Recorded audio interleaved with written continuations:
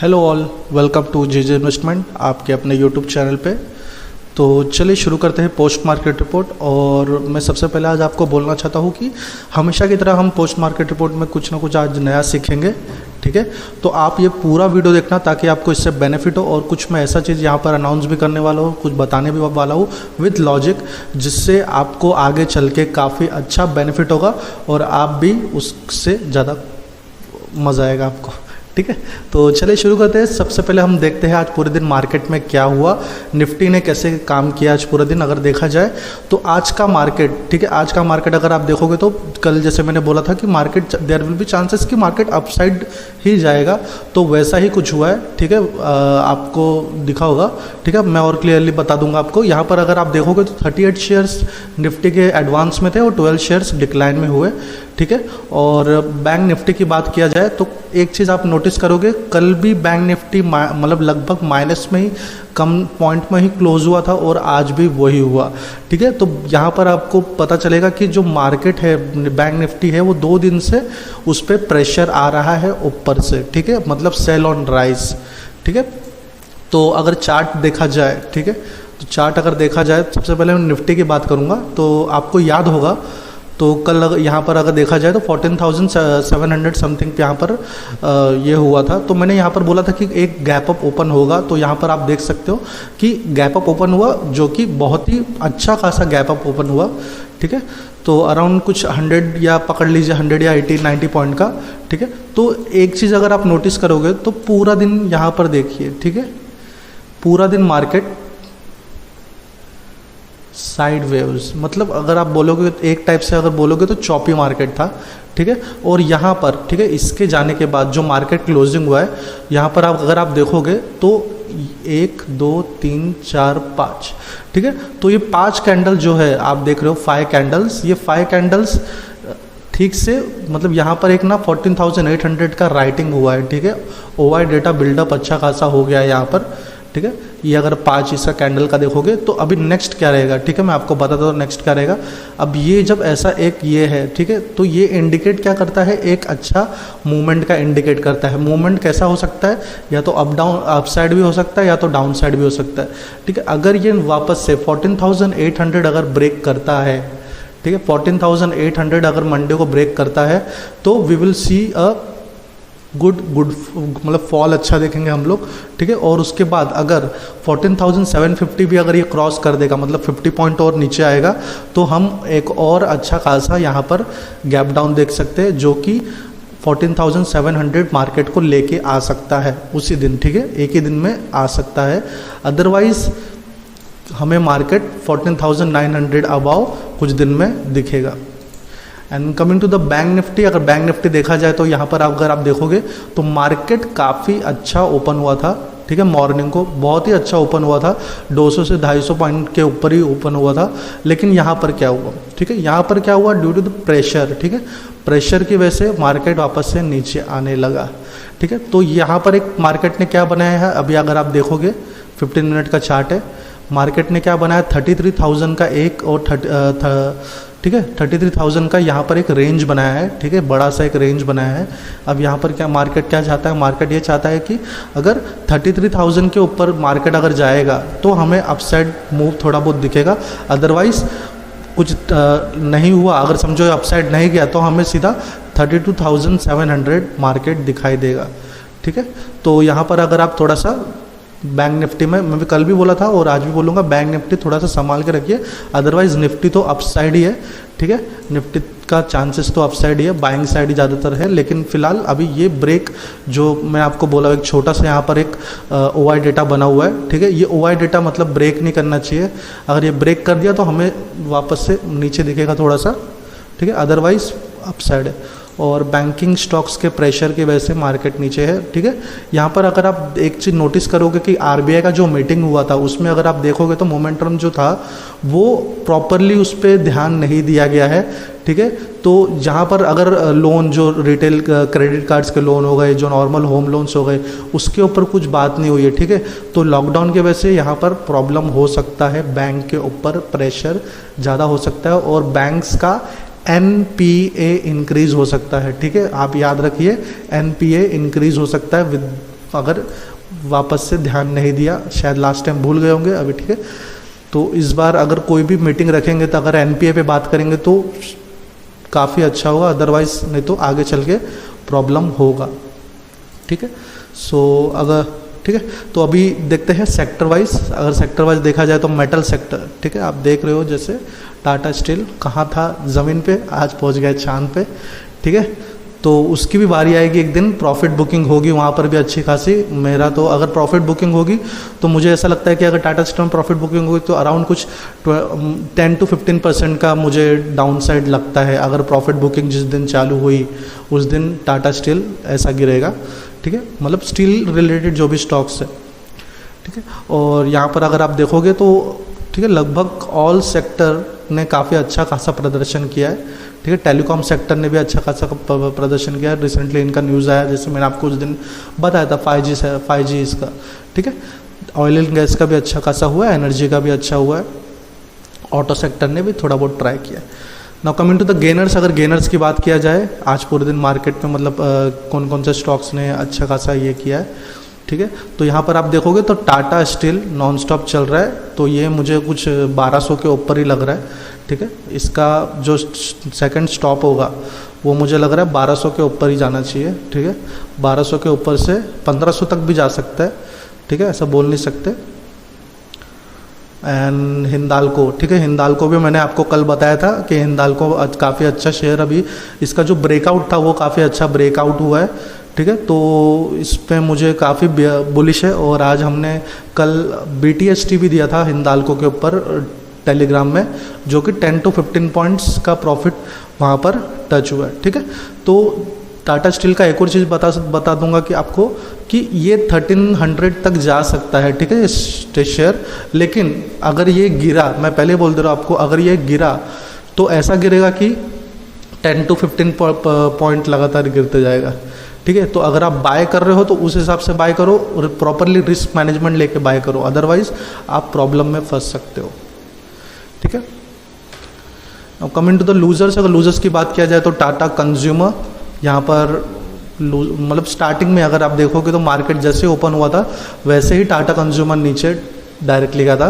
और थोड़ा सा यहाँ पर अगर आप देखोगे तो हीरो मोटोकॉर्प और बजाज ऑटो और HM ऑटो में आपको थोड़ा बहुत ये दिखेगा। लेकिन अगर आप देखोगे हीरो मोटोकॉर्प का यहाँ पर चार्ट, तो यहाँ पर आपको पता चलेगा कि जो एंडिंग में, ठीक है, एंडिंग में 3 बजे के बाद यहाँ पर काफ़ी अच्छा खासा बाइंग का प्रेशर दिखाई दिया है, ठीक है। बजाज फाइनेंस भी थोड़ा बहुत प्रॉफिट बुकिंग यहाँ पर दिखाई दिया है, ठीक है। Now coming to the news, अगर न्यूज़ की बात किया जाए तो एक मैं आपको लास्ट टाइम भी बोला था और इस टाइम पे बता देता हूँ कि जो कंपनी है, ठीक है, जो वैक्सीन बना रही है, फिजर हो गई, ठीक है, और भी बहुत सारी, मॉडर्ना, फॉरेन की बात कर रहा हूँ मैं, तो वहाँ पर जो ये सब कंपनीज़ है, ठीक है, तो वहाँ पर बहुत टाइम से जो सोशल वर्कर्स है ये सब है, दे आर मतलब उन लोग हमेशा फ्री वैक्सीन के बारे में बोल रहे थे। तो US ने एक मतलब ये घोषणा की है कि वी विल मतलब जो उसका पेटेंट होता है, वैक्सीन का पेटेंट होता है, उसको फ्री कर देंगे।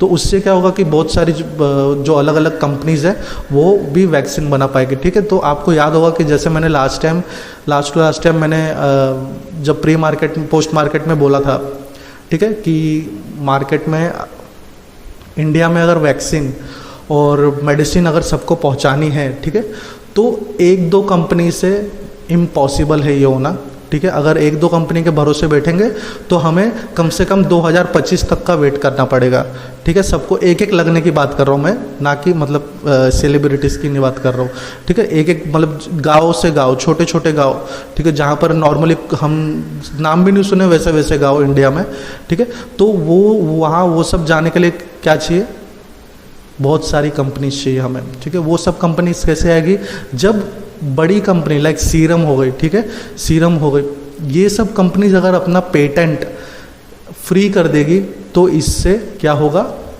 लोगों को वैक्सीन ज़्यादा से ज़्यादा मिलेगा। बिकॉज कैसा रहेगा, अगर लोकल कंपनीज रहेगी तो लोकल कंपनीज फटाफट ये वैक्सीन बना देगी, वैक्सीन बनाएगी तो इसका प्रोडक्शन जल्दी से जल्दी होगा और जो अरबों खरबों लोग हैं, ठीक है, उन सबको वैक्सीन जल्दी से जल्दी मतलब विद इन मतलब समझ लीजिए 4 से 5 महीने के अंदर अंदर सबको वैक्सीन लग जाएगी, ठीक है। उस दिन आपने अगर देखा होगा आधार पूनेवाले जी का मैंने एक पोस्ट मार्केट ने बताया था कि 11 करोड़ वैक्सीन जो बाकी है उनको 11 करोड़ बनाने के लिए 1 महीना चाहिए, ठीक है। तो 11 करोड़ अगर आप देखोगे, जैसे मैं महाराष्ट्र में रहता हूँ, महाराष्ट्र में 11 करोड़ क्या, कुछ नहीं, 11 करोड़, ठीक है। 11 करोड़ तो ऐसे ही मतलब एक मुंबई से आधा पकड़ लीजिए, इतने कम लोग वहाँ पर रहते हैं। सेंसस का तो अलग ही बात है, वहाँ पर आपको बोलेंगे इतने करोड़ रहते हैं, लेकिन मेरे हिसाब से तो 11 करोड़ से ज़्यादा लोग रहते हैं, ठीक है। तो एक मुंबई आउटर एरिया और इनर एरिया पकड़ लेंगे तो वहाँ पर 11 करोड़ से ज़्यादा रहते हैं, तो वो वैक्सीन वहाँ पर पहुँचेगी तो आधे लोग को मिलेगा ही नहीं, ठीक है। तो इसका ये क्या है कि ज़्यादा से ज़्यादा ये बनाएंगे तभी होगा, अदरवाइज मुश्किल है। रेमडेसिविर भी हो गया, वैक्सीन भी हो गया, ऑक्सीजन भी हो गया, जो भी रिलेटेड मेडिसिन है कोविड के, वो एक के भरोसे नहीं हो सकता। नाउ कमिंग टू द, अब इसमें बेनिफिट क्या होगा, ठीक है। अगर आप देखोगे तो फार्मा सेक्टर का मैं अगर आपको बता दूं, ठीक है, फार्मा सेक्टर में क्यों मैं बोल रहा हूँ, ठीक है। फार्मा सेक्टर में बेनिफिट ये है कि इससे बेनिफिट क्या होगा, ठीक है। इससे बेनिफिट ये होगा कि हमारी जो इंडिया है, अगर ये पेटेंट ये हो जाता है तो इंडिया की जो बहुत सारी कंपनीज है they will increase their production. तो इससे क्या होगा, जो हम एक्सपोर्ट करते हैं, इंपोर्ट करते हैं मेडिसिन, ठीक है, बाहर देश में जो भेजते हैं, ठीक है, उससे मतलब क्या होगा, उससे मतलब लोगों को फटाफट पहुंचेगा और इससे बेनिफिट किसको होगा, इंडिया का होगा, ठीक है।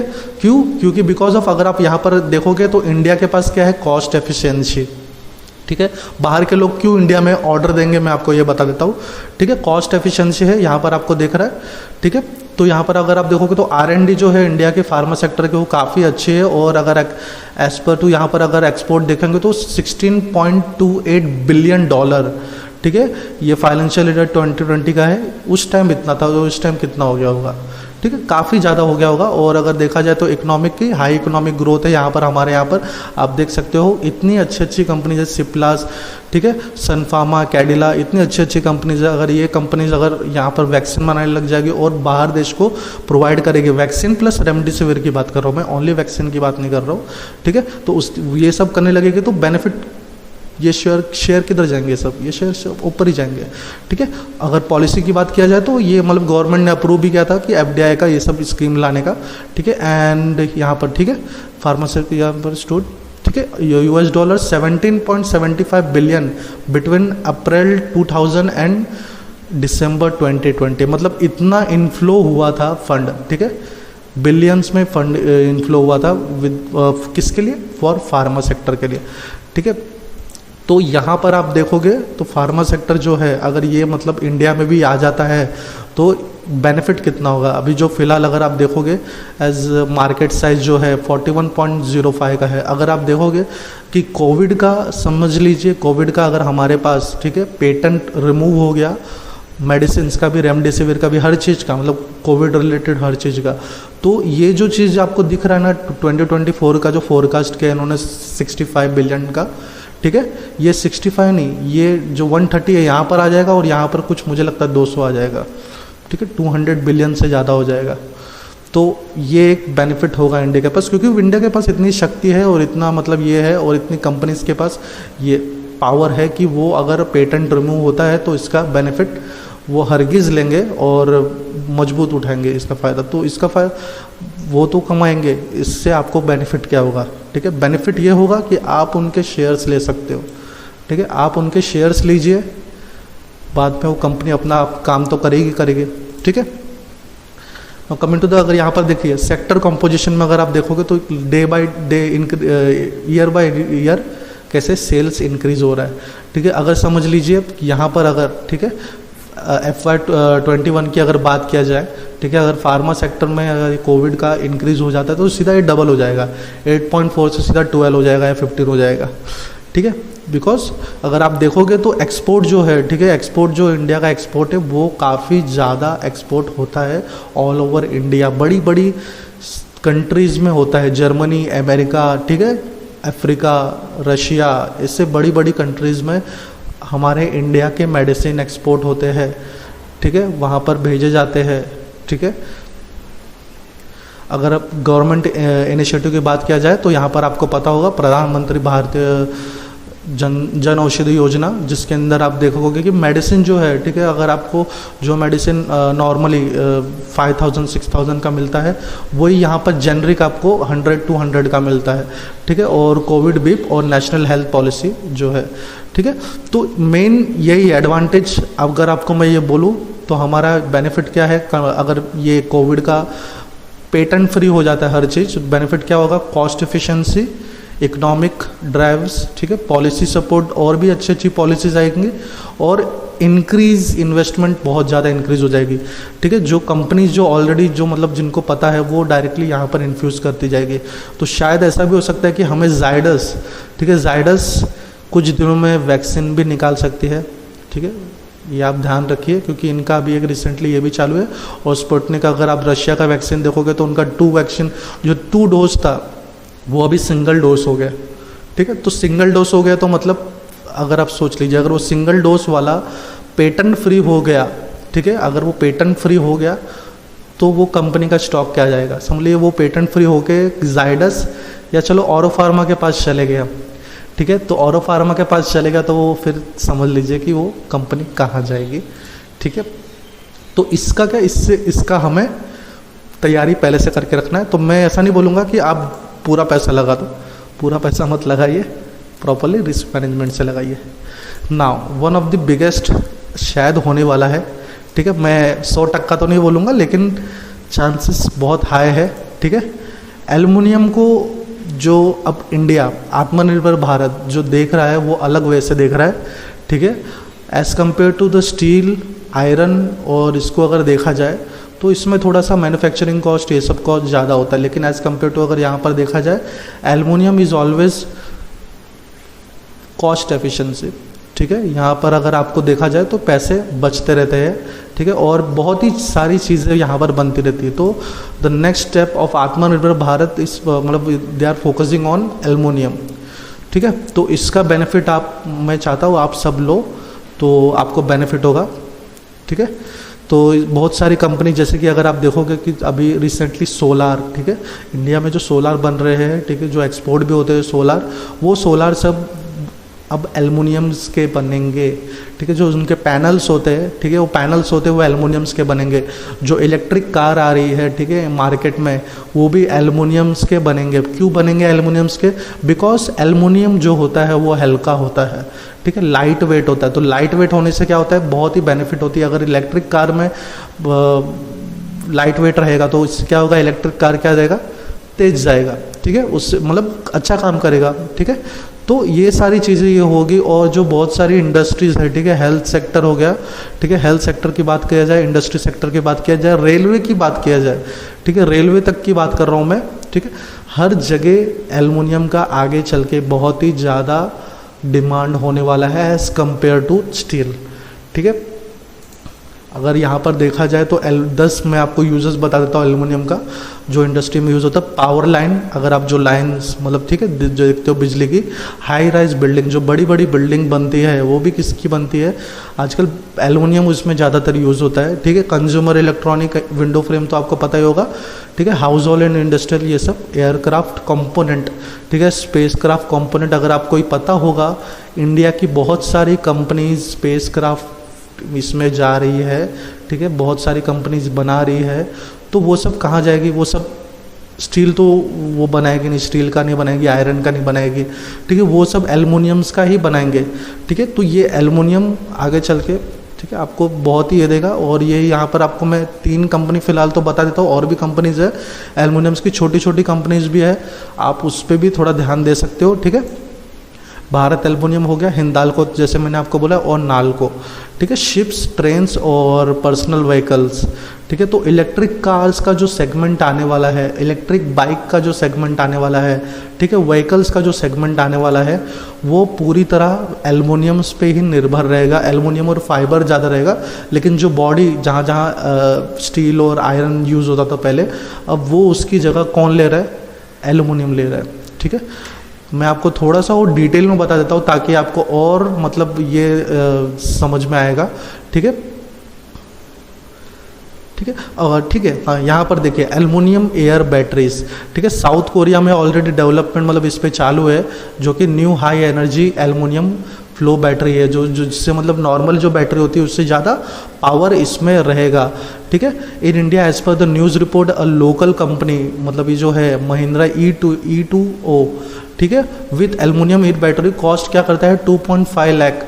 It is claim that metal air यहाँ पर अगर 10,000, ठीक है, batteries can go 1000 kilometre if water is drop up every 300 kilometre, ठीक है। आप देखिए यहाँ पर मतलब कितना ये हो रहा है, ठीक है। तो यहाँ पर अगर आप देखोगे तो वेदांता को भी इससे काफ़ी अच्छा बेनिफिट हो रहा है, ठीक है, वेदांता को भी काफ़ी अच्छा बेनिफिट हो रहा है, बिकॉज यहाँ पर वो क्या बोल रहे हैं, the demand for aluminium in EV मतलब electronic vehicle is going to be primarily driven by the need of light weight, ठीक है। जैसे मैंने आपको बोला था लाइट वेट का मतलब यहाँ पर वो बोल रहे हैं, ठीक है, जिस हिसाब से मतलब यहाँ इनसे क्या हो जाएगा, जो उनका इंक्रीज़ हो जाएगा वो 10 to 5% इंक्रीज़ हो जाएगा, ठीक है। तो ये काफ़ी मतलब बहुत सारा, अगर आप देखोगे अगर नॉर्मली जो स्टील और एल्युमिनियम का वेटेज में अगर आप देखोगे, जो काम 100 kg में होता है वो काम 60 to 70 kg में एल्युमिनियम काम कर देता है, ठीक है। तो ये इसमें बेनिफिट होता है, रिसाइकलिंग में बहुत बेनिफिट होता है, ठीक है, रिसाइकलिंग में काफ़ी अच्छा खासा बेनिफिट होता है, और भी बहुत सारे कुछ बेनिफिट होते हैं as compared to the carbon जो डायमेंशन होता है वो उसमें भी बेनिफिट होता है, ठीक है। और ठीक है, ये तो अभी मैं अगर आपको ये बताऊँ, ठीक है, नेशनल एल्युमिनियम का अगर मैं चार्ट बताऊँ तो यहाँ पर अगर आप देखोगे ये रेंज में, ठीक है, ये रेंज में मई के स्टार्टिंग में ही इसका काफ़ी अच्छा खासा ब्रेकआउट हो चुका है, ठीक है, अभी भी ब्रेकआउट में ही है, और भी मुझे लग रहा है कि ये कम से कम आगे चल के हमें 100 के अबाव दिख सकता है लॉन्ग टर्म में, ठीक है, लॉन्ग टर्म में। जैसे कि आप अगर आप देखोगे टाटा स्टील कहाँ था, आज एक साल में वो 280% इंक्रीज़ हो गया, तो ऐसे ये भी इंक्रीज़ हो सकते हैं शायद कुछ टाइम के बाद। अगर आप देखोगे मंथ का इसका मैं देख लूँ, ठीक है, कुछ टाइम के बाद ये हमें 500 भी दिख सकता है, ठीक है। तो इसमें कोई शॉक की बात नहीं, 500 भी जा सकता है, ऐसा कुछ वो नहीं है, ठीक है। बस गवर्नमेंट प्रॉपरली इसका साथ दे और रेगुलर जो उन लोग जो न्यूज़ मतलब रेगुलेटरीज बनाएंगे, तो अगर कंपनीज के हिसाब से बनाएंगे तो ये कंपनी मतलब इतना ऊपर जा सकता है। लेकिन अगर इसमें कुछ टैक्सेशन ला दिया या कुछ ला दिया, प्रॉब्लम ला दिया बीच में, तो इसमें थोड़ा सा दिक्कत आ सकती है। अदरवाइज़ ये शेयर तो मतलब ऊपर ही ऊपर जाना है, ठीक है, एल्युमिनियम रिलेटेड, ठीक है। तो अगर आप इन्वेस्ट करना चाहते हो तो आप करिए बिंदास, ठीक है। लेकिन हाँ, इन्वेस्ट करने जा रहे हो तो आप थोड़ा बहुत समझ के करिए, बिकॉज इसमें क्या होगा कि मोस्टली क्या करते हैं लोग, जिनके पास समझो 1 लाख रुपीज़, 1 लाख का 1 लाख पूरा डाल देते, ऐसा मत डालिए। 20 to 30% आप उसका इन्वेस्टमेंट करिए, ठीक है।